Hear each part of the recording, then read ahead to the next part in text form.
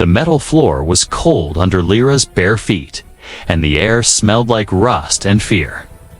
She had lost count of the days since the collectors took her from Earth. The ship was silent except for the low hum of alien engines far above. She sat inside a cage made of shining black steel, watching the lights on the walls blink like slow-beating hearts.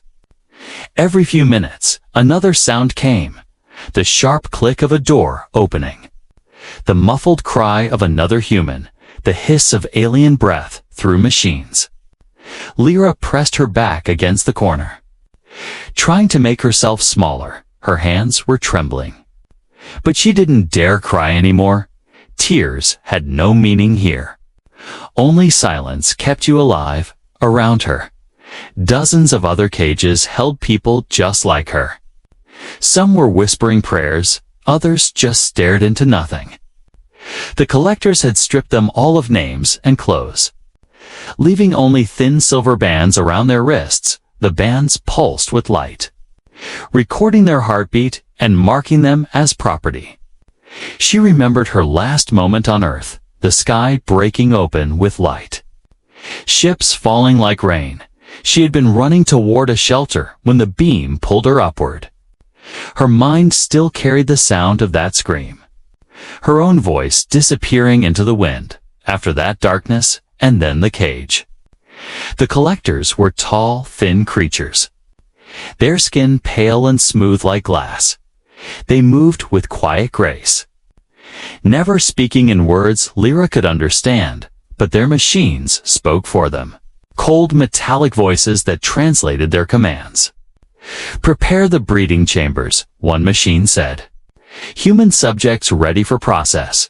Lyra didn't know what the process meant at first, but she had seen the ones who went before her. They never came back.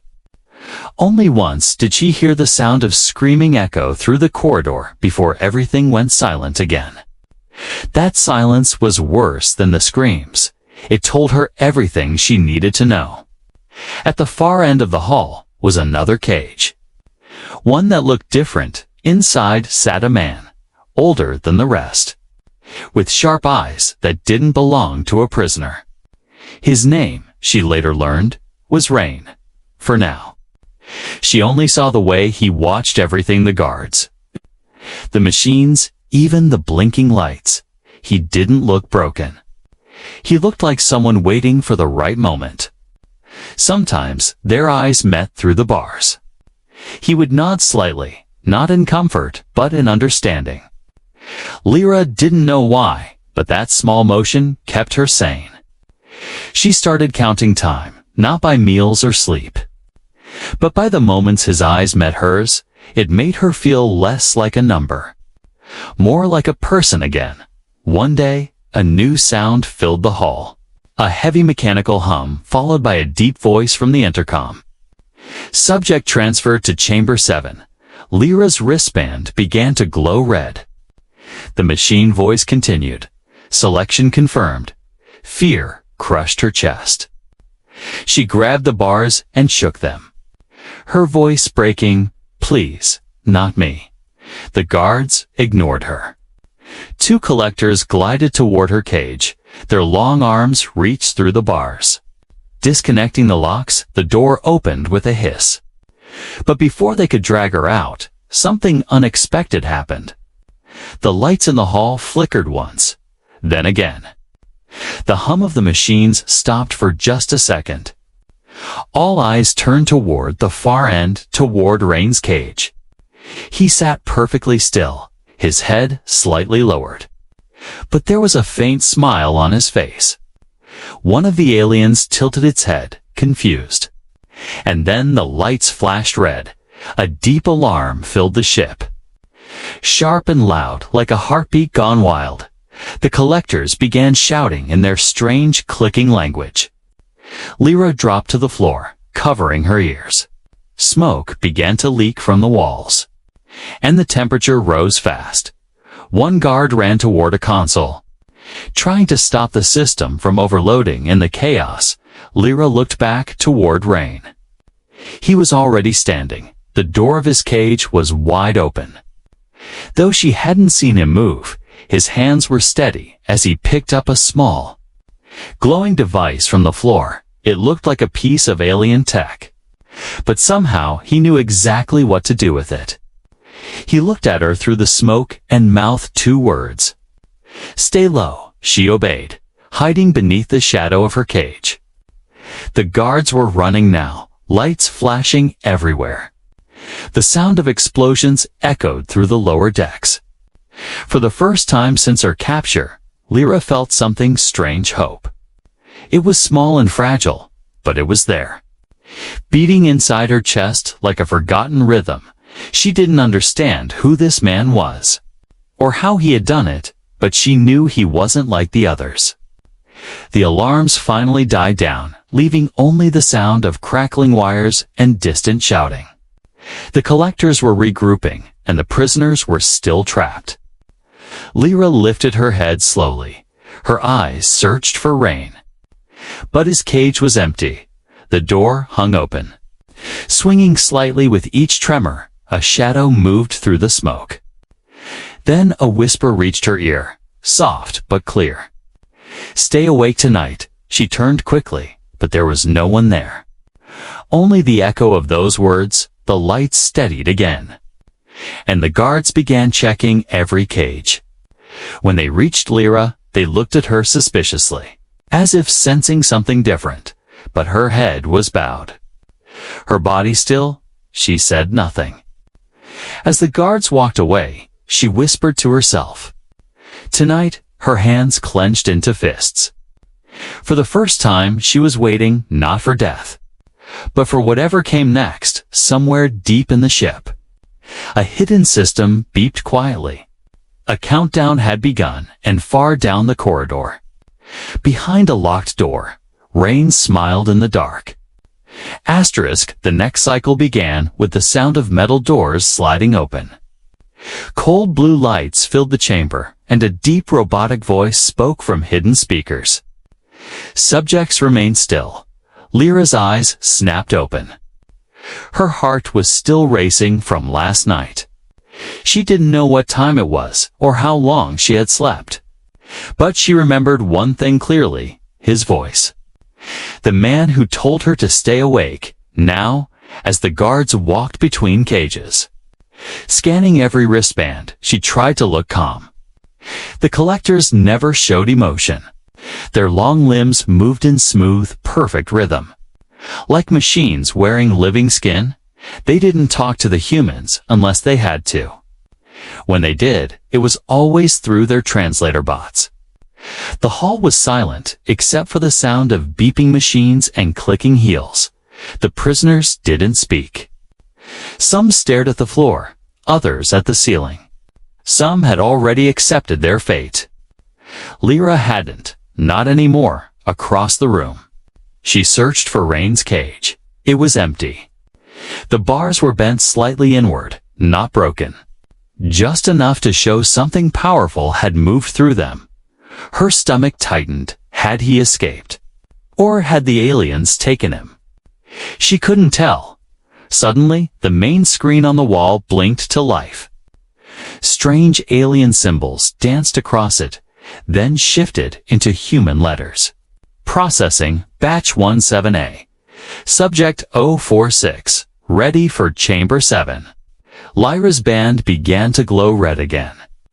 Her throat went dry. She wasn't ready for this. Not now. Not after what happened last night. 2 collectors glided toward her. Their glassy eyes showed no light, no mercy.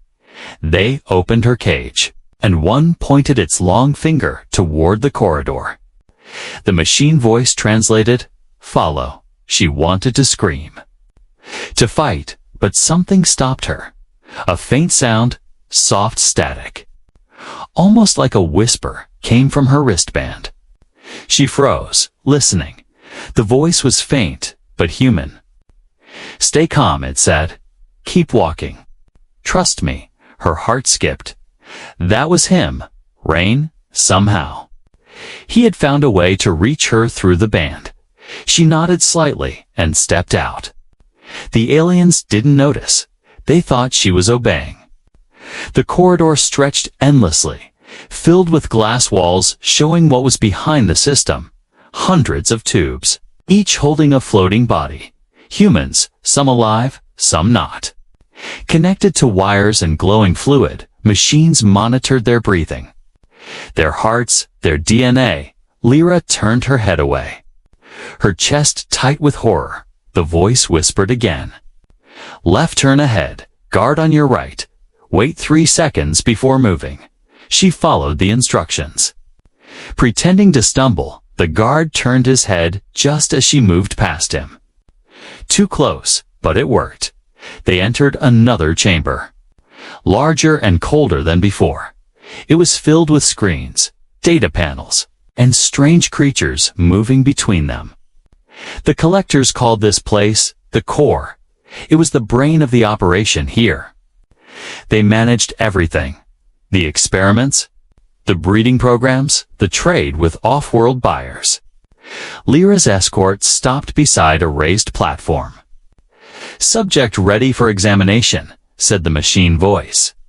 One of the higher collectors stepped forward, taller than the rest, wearing a metallic crest on its chest. It looked down at Lyra with interest. This one survived 3 sleep cycles without breaking. It said in a voice that hissed like steam. Unusual. Lyra stayed quiet. Her wristband flickered again. Don't panic, Rain's voice whispered. You're in the system room. I'm inside the network now. I can see everything. She didn't know how he did it. But she believed him.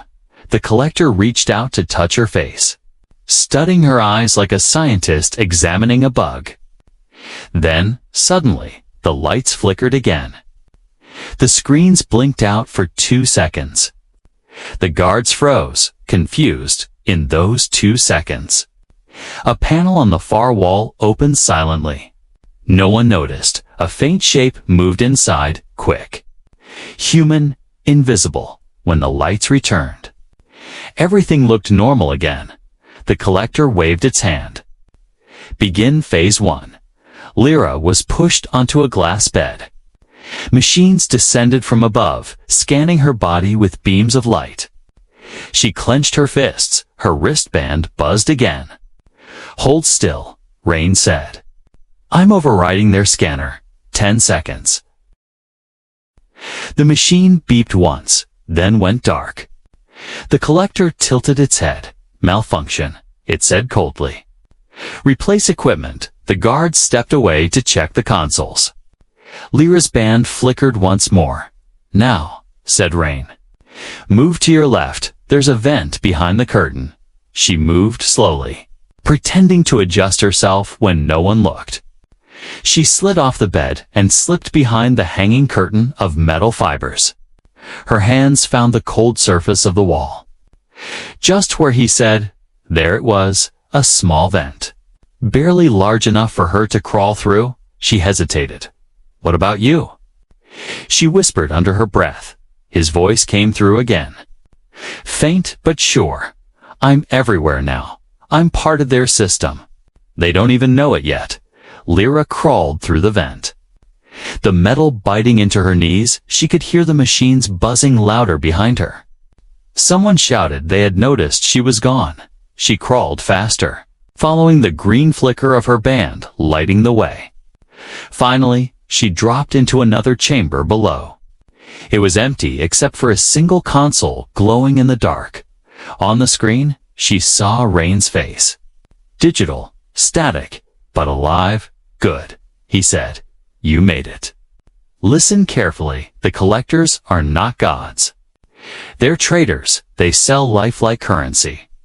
But their control depends on this system, this network you're standing in. She stared at the glowing panels around her, each one filled with symbols and human faces. Data streaming like rivers. We can stop them, he said. But I need your help. The floor trembled again. Alarms started ringing across the facility. The collectors were coming. Lyra took a deep breath and nodded. Tell me what to do, she said. Rain's image flickered. Then let's break their world, he said. as the lights turned blood red. Asterisk, the alarms screamed through the corridors. Red lights flashing like fire inside glass tubes. Lyra's heart pounded as she stood in front of the glowing console. The screen still showed Rain's face, half human, half digital. Lines of alien code running through his image like electric veins. He looked calm. Too calm for a man who had just broken into the heart of an alien ship. Lyra, his voice echoed through the speakers. "You need to listen carefully," she nodded. "Breathing hard, they're coming," she whispered. Glancing at the door. "I can hear them." Rain smiled faintly. "Good. That means the plan is working." She blinked in confusion. "Working. We're trapped," she said. But Rain shook his head. "Not trapped. Timed," he said. "I needed them to chase you here." The floor vibrated under her feet, the sound of alien boots moving in perfect rhythm. "Why?" she asked. "Because this room," he said, "is the system core." He pointed to the glowing patterns around her. "Everything their research, their experiments, their control, it all runs through this hub." Lyra looked around, realizing the walls were alive. Lines of light pulsing like veins in a body. "So what do we do?" she asked. "We shut it down," Rain said. "But first, we need access, and only a human can open it." Before she could reply, the door hissed open. A squad of collectors entered, tall and silent, their weapons glowing blue. "Surrender," the translator machine demanded. "Subject Lyra 046 will comply." She froze, her back to the console. Rain's voice whispered quickly, "Don't move. Let them think you're scared." Two collectors approached, their long hands reaching toward her. In that instant, the lights above them flickered. A sharp buzz filled the air. Then every screen in the room flashed white. The guards stopped, confused. "Now?" shouted Rain. Lyra slammed her palm against the console. The surface glowed bright red. Lines of alien code shifted to English letters. "Access granted."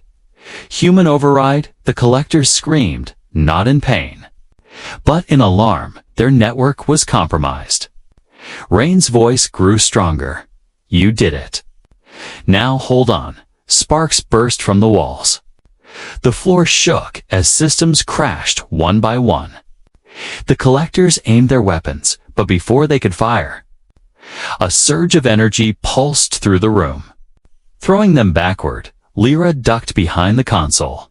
Covering her ears, the noise was deafening. When the smoke cleared, she saw the collectors lying motionless. Their glass-like skin cracked. "Are they dead?" she whispered. "Not dead," Rain said. Disconnected, the main console flickered again, showing a map of the entire facility. There were dozens of chambers, breeding labs, cloning tanks, and even holding cells she hadn't seen before. Her stomach turned. "They've been doing this for years," she said softly. "How many people have they taken?" "Thousands," Rain answered. "Maybe more." His voice was quieter now, almost heavy. "That's why I came here. I let them capture me to find this system and destroy it." Lyra looked at the screen, watching as more areas of the ship began flashing red. "You planted something," she said, "didn't you?" He nodded. "An EMP core buried inside the reactor." She frowned. "An explosion." "Exactly," he said, "but I can't trigger it remotely. Someone has to be there." The weight of his words hung in the air like gravity. Lyra stepped back, shaking her head. "You can't mean I do," he said softly. "I'm already inside their system. If I merge fully, I can trigger the explosion from here. But I won't survive." Lyra's hands clenched. "No. There has to be another way." "There isn't," Rain said. "But you can make sure it's not for nothing." He sent new data to her wristband. "This code will unlock every human containment cell. It's time to free the others." The door behind her started to open again. More guards coming. Rain's voice grew sharp. Go, Lyra, now. She hesitated for a heartbeat. Rain, go. He shouted. She ran, the floor trembling beneath her as alarms blared louder than before. She followed the glowing path on her wristband. Turning corners, sliding through narrow passages. Each step echoed with the sound of chaos. Sparks fell like rain from the ceiling, and sirens howled like angry spirits. She reached the first chamber, rows of human pods glowing pale blue, their faces floating inside the glass. Eyes closed. Please work, she whispered, pressing her wristband to the control panel. The machine beeped once, then green light spread across the room. The pods opened one by one. People gasped for air, coughing, crying. Some fell to the floor, too weak to stand. You're safe now, Lyra said quickly. We have to move. They looked at her with fear and confusion. But something in her voice made them trust her. As they gathered, the floor shook violently again. Somewhere far below, an explosion rumbled. Rain, she whispered. What are you doing? His voice came through her band, distorted and fading. Buying time, the hallway behind them filled with smoke and flashing lights. The freed humans began to run. Guided by Lyra's voice, this way, she shouted. Follow me. She led them through winding corridors. Passing rooms filled with broken machines and shattered glass. Finally, they reached a hangar, massive doors at the end, leading to the outside. The ships inside were alien, sleek, and silent. Rain. We need a way out, she said. The band flickered again. Top row, third pod. I unlocked it. She ran to it. The door sliding open, everyone inside. She yelled, helping people climb in. The engines hummed to life on their own. Go, Rain's voice whispered weakly. Get them out before it's too late. Tears filled her eyes. What about you? She asked. You promised we'd make it together. There was a long silence. Then his voice came one last time. We did, outside. The entire ship shook with the power of a storm. Flames began to rise. The hangar door opened, and the escape craft shot out into the blackness of space. Behind them, the alien fortress glowed like a dying sun. Lyra looked back, her reflection trembling in the glass. He's still fighting, she whispered, as the light swallowed the sky. The stars outside were cold and endless.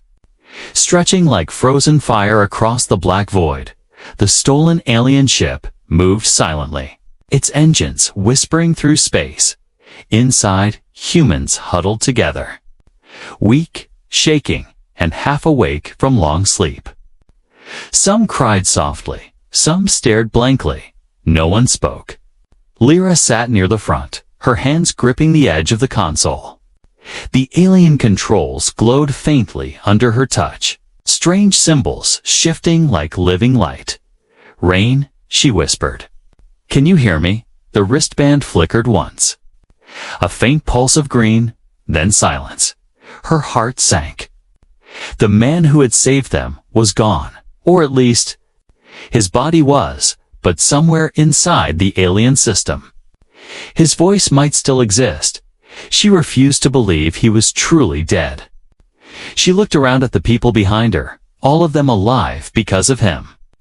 A young boy with pale eyes tugged on her arm. Are we safe now? He asked quietly. Lyra forced a small smile. Not yet. But we will be, she said. The ship trembled slightly. Warning lights blinking red. She frowned. No, no. Not now, she muttered, tapping the console. The screen filled with alien text. The translation module crackled. Unauthorized vessel detected, it said in a robotic tone. Intercepting patrols en route. Lyra's breath caught. They're coming for us, she whispered, outside in the far distance. Faint blue lights appeared, small at first. Then growing brighter, alien fighter ships, sleek and fast, cutting through space like blades. Lyra slammed her hand against the console. "Rain, I need you," she whispered desperately. The band on her wrist blinked again, once, twice, and then a voice came through. "Lyra." It was weak but real, distorted by static. "I'm still here," she gasped. "Rain?" "You're alive, not alive," he said slowly. "I'm part of the system now, connected to their ships. To their minds, then help me," she said quickly. "They're chasing us." Rain's voice turned sharp. "Listen, the ship you're in has a defense grid. You can't use human logic. Think like them. Everything responds to patterns." "Not buttons, patterns," she whispered, looking at the controls. The glowing lines shifted like veins of light. She placed her hand on the surface, tracing the same rhythm she'd seen on the alien walls. The console responded, blue lines flaring to life. The engines roared louder. The people inside gasped as the ship suddenly turned sharply, dodging a burst of plasma fire from behind. "It's working," she cried. "Rain." "I did it," his voice came again, faintly amused. "You're learning fast." The enemy ships closed in, their weapons lighting up the dark. Lyra guided the stolen craft through a field of floating debris, broken satellites and chunks of alien metal. Sparks danced across the hall as energy blasts grazed them. "There are too many," someone shouted. Lyra shook her head. "No." "Not yet." Rain's voice spoke again, calmer now. "Ahead.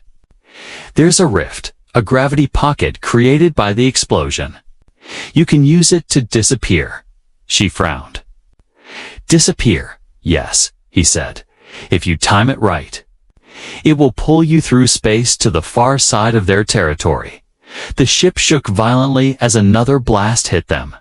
"Lyra," Rain said, "you have to trust me." She gritted her teeth. "I always do." She stared at the rift ahead, a swirling storm of light and shadow, pulling everything toward its center. "Hold on," she shouted. "Everyone hold on," the engine screamed. The ship shot forward faster than it ever had. Blue lightning surrounded them as they plunged into the rift. The view outside twisted, stretched, and then exploded into white for a few seconds. There was nothing, no sound, no gravity, no time. Then, slowly, the hum returned. The stars outside changed. Now calm and still, the sensors beeped softly. "We made it," Lyra whispered. "We're safe." The humans behind her cheered weakly. Some hugged each other, others just stared, too tired to speak. Lyra leaned back, closing her eyes. "Rain," she said softly. "We did it," but his voice didn't answer, only static. Then, faintly, "Not yet." "Lyra," she opened her eyes. "What do you mean?" she asked. "You're not safe yet," he said. "The collectors will send more. They'll track the signal of the ship. You need to reach a human relay station before that happens." She frowned. "Where?" The screen flickered, showing a star map. One small dot blinked red. "Outpost 9, he said. "It's hidden inside an asteroid belt." "Go there, and you?" she asked. "What happens to you?" He paused. "I'll try to slow them down from here. Every second I stay connected, they lose control. But it won't last forever." Lyra's chest tightened. "You'll fade away, maybe," he said quietly. "But that's the price." Tears filled her eyes. "No. You've done enough. So have you," he said gently. "Keep them safe. That's all that matters now." The connection flickered again. Breaking into static rain, she whispered, "Don't go." But he was gone. Only silence remained. The stars outside drifted slowly, endless and cold. She looked around at the survivors, their faces pale but alive. "We're not done yet," she said softly. "He didn't save us so we could stop here." She set the course toward the blinking red dot on the map. The engines hummed quietly, carrying them through the black, behind them, far away. The ruined alien ship floated in silence, burning faintly in the dark. And somewhere, deep inside its shattered system, a single line of code blinked in green. It was a message, short, clear, and human. "Keep going," Lyra smiled faintly through her tears. "I will," she whispered, as the ship vanished into the stars. The ship glided quietly through space, drifting between fields of shattered rock and dust. The engines purred softly, like a sleeping beast. Inside, the air smelled of metal and fear. The humans who had escaped the collector facility sat close together, whispering, praying, waiting for something that felt like safety. Lyra sat at the controls, her eyes fixed on the endless stars ahead. The navigation map still showed the blinking red dot, Outpost 9. Somewhere out there was hope, maybe even other humans. But she couldn't stop thinking about Rain. His voice still echoed in her mind. Calm, brave, always certain, he had become part of the system. And now he was fighting alone inside it. Every minute she traveled forward meant he was fading further into digital dust. She clenched her fists, whispering, "You're not gone." Not yet. The wristband on her arm blinked once. Then, twice, she froze. "Rain," she said quickly. "Is that you?" But the signal was weak, full of static. Only fragments of his voice came through Lyra. "Listen. Hidden file." Inside, the ship. Then silence again. "A hidden file," she frowned, glancing around. The alien ship's control panel was full of symbols she still barely understood. But she remembered what Rain said before. Think in patterns, not commands. She traced her fingers along the glowing shapes. Following the same rhythm she'd seen before, a new section of the screen opened. Pulsing red, text appeared, first alien.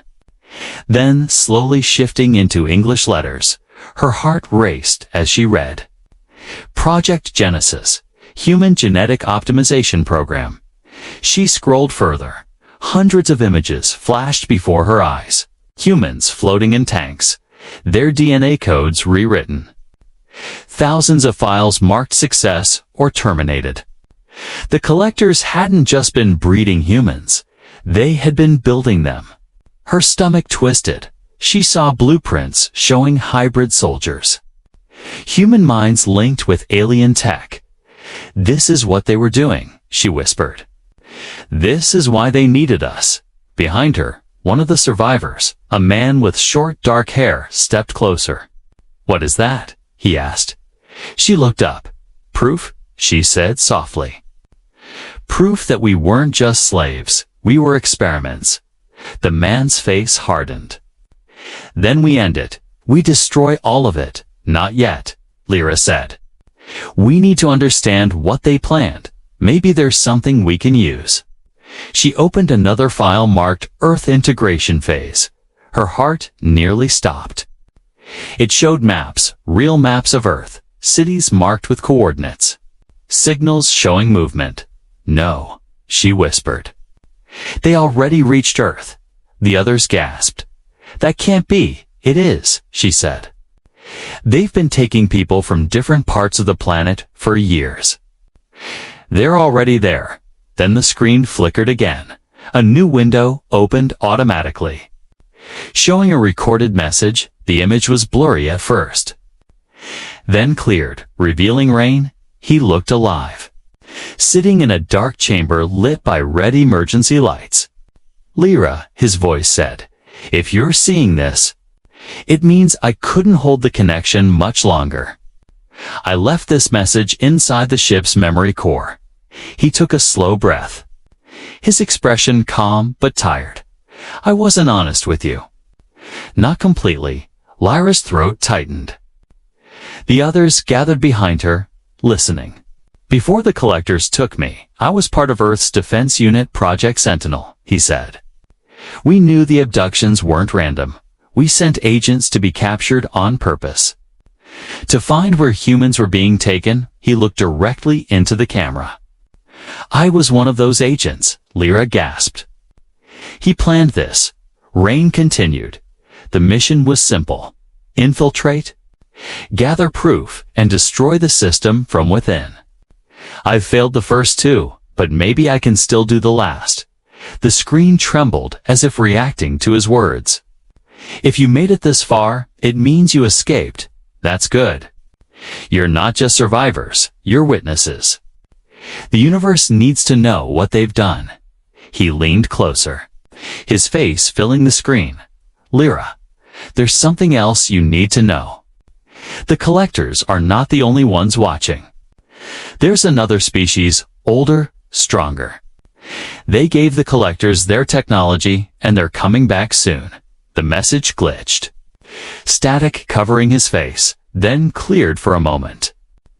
Outpost 9 isn't just a hiding place, he said. It's the last human stronghold beyond Earth. Find it, warn them, tell them everything. His voice faded. And if you can finish what I started, the message ended. The screen went black. For a moment, no one spoke. The silence inside the ship felt heavier than gravity itself. Finally, Lyra whispered. He knew all along. Her voice broke. He sacrificed himself for this. The man beside her clenched his fists. Then we don't waste it, he said firmly. We find Outpost 9. We fight back. Lyra nodded slowly. Wiping her tears, yes, she said. But not just for revenge, for every person they took. For everyone still out there. The wristband blinked once again. Softly this time, she looked down and smiled faintly. He's still here, she whispered. Some part of him, the ship, suddenly jolted. Alarms blaring again. What now? Someone shouted. Lyra ran to the console. The sensors flashed red, an incoming signal. It's not the collectors, she said, reading the data. It's human. A message appeared on the screen, short and clear.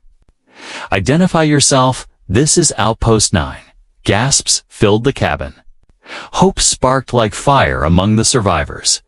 Lyra smiled for the first time in days. We made it, she whispered. Rain, we made it, outside. The asteroid belt began to glow. Pieces of rock shifted, revealing hidden lights and massive steel doors. The last human outpost opened its gates to welcome them in. As the ship descended slowly, Lyra looked once more at the stars. You were right, she whispered. We're not done yet. Far away. Deep within the ruined collector system, a faint human voice echoed through broken circuits. Barely audible but defiant. Welcome home, asterisk. The gates of Outpost 9 opened like the mouth of a sleeping giant. The stolen alien ship floated inside slowly, surrounded by bright lights and human defense drones. For the first time since her capture, Lyra saw a sky made by humans again, artificial, blue, and full of hope when the ship landed. Soldiers in black armor surrounded it. Their weapons hummed with quiet power. A woman in command gear stepped forward. Her face sharp, her eyes colder than steel. Identify yourself, she ordered. Lyra stood tall. Her voice steady, though her legs trembled. Lyra. Survivor from the collector facility. The commander looked shocked. That's impossible, she said. Those places are gone. No one ever came back. Lyra raised her wristband. We did, she said. And I have proof inside the main hall of Outpost 9. The air buzzed with voices, screens filled with data from the ship's memory, showing the horrors of the collector experiments, the hybrid soldiers, the maps of Earth. The humans in the room went silent as they watched. Some turned pale. Others clenched their fists. The commander, whose name was Adira Kane, looked at Lyra. "This changes everything," she said quietly. "You didn't just escape. You brought us a weapon." Lyra frowned. "A weapon. Information," Adira said. "The Collector's weakness, their technology. Even their codes, it's all here." Lyra nodded, but her mind wasn't at ease. "Commander," she said softly, "they'll come for it." "They'll come for us." Adira's lips curved into a small, grim smile. "Then we'll be ready," as engineers began downloading the alien data. Alarms blared across the base. Red lights filled the hall. "Incoming vessels," shouted a soldier, multiple signatures. "Collectors, dozens of them." Lyra's heart dropped. "They found us," she whispered. The commander didn't hesitate. "All defense systems online," she ordered. "Scramble the fighters. Lock down the hangars." The base roared to life. Walls shifting, turrets rising. The air shook with engines and explosions in the distance. Lyra watched the main screen, a storm of enemy ships filling space like black wings. The Collectors were coming fast, faster than she imagined possible. "How did they find us so quickly?" she asked. Adira glanced at her wristband. "That signal you carry," she said. "It's not just a tracker, it's a beacon." Lyra froze. "Rain used it to connect to me," she said. "He must have left it open." Adira's face hardened. "Then we need to shut it down." Lyra looked torn. "If I destroy it?" "We lose his connection if you don't," Adira said sharply. "We lose everyone." The room shook violently. The first blast hit the outer shield. Lyra could see flashes of light through the massive glass panels. The Collectors had arrived, and they weren't wasting time. "Commander!" shouted a soldier. "Shields at 60%. Return fire," Adira said. "Use everything we've got." Missiles streaked out into the black. Explosions lighting up the void. Lyra ran to the console, trying to access the ship's memory again. "Rain," she whispered, "if you can hear me. We need you." The screen blinked once. Then, filled with static, a faint voice came through, broken and weak. "Lyra." "I see them. Too many." "Rain," she cried. "Tell me what to do." His voice was faint, but clear enough. "You have to overload their link system, cut them from the hive." "How?" she asked. "The data," he said. "Use it, upload the virus I left inside." She searched the files quickly. And there it was, a single blinking code file labeled Echo Protocol. "Got it," she said. "But I'll need access to the main array." Adira looked at her. "That's outside," she said, "in the core tower." Lyra nodded without fear. "Then that's where I'll go." Adira tried to stop her. "You won't make it in time." Lyra turned toward the door. "Rain trusted me. I won't let this end here." She ran through the corridors as alarms echoed around her. The walls shook with every impact. Sparks rained from the ceiling. Smoke filled the air outside, through the clear panels. She could see human fighters battling collector ships, fire against shadows. She reached the tower lift and slammed the control. The elevator shot upward, the ground below glowing red from explosions. Her heart pounded. Rain's voice whispered faintly. "Almost there, Lyra. Don't stop now," at the top. The core chamber blazed with blue energy, giant cables running like veins across the floor. In the center was the main transmitter, the heart of Outpost 9. She connected her wristband to the console, uploading Echo Protocol. She said. Lines of alien code filled the air, glowing across the walls outside. The battle raged, human ships burning, collector vessels falling. The virus spread through the system like wildfire. Then something shifted. The lights flickered, and a dark, deep voice filled the chamber. You cannot win. Human Lyra froze. The voice wasn't Rain. It was something else, colder, older. Who are you? She shouted. We are the architects, the voice said. We created the collectors, and we will reclaim what is ours. Her blood turned cold. Rain warned me, she whispered. You're real. We are eternal, the voice hissed. And you are nothing? The power surged. The consoles sparked violently. Lyra Rain's voice shouted through the static. Finish it now. She slammed her hand on the final command. Execute, she cried. The lights turned white. The virus activated. Every collector ship outside froze mid-flight. Their weapons silent, the human fighters pulled back, watching as the enemy ships twisted and broke apart from the inside. One by one, they exploded like dying stars. Inside the tower, the systems began to collapse. The energy core overloaded. Lyra tried to pull back, but the explosion was coming fast. Rain, she whispered. Is it done? His voice came faintly. Yes. But you have to get out. She turned toward the door, too late. The blast wave hit, throwing her backward. Flames and lights swallowed everything when the smoke cleared. Soldiers found her lying near the shattered console, alive but unconscious. Her wristband was melted, the signal gone. Outpost 9 stood silent, the last explosions fading in the distance. The collectors were gone, wiped out by the virus. But the cost was heavy. Adira knelt beside Lyra.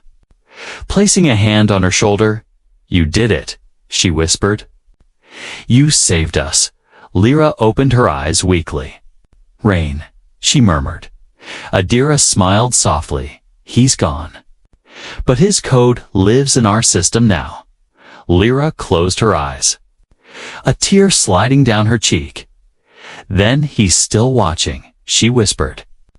Outside, in the silence of space, broken collector ships drifted like dark ghosts, and in the static of the universe, a faint digital pulse whispered through the stars.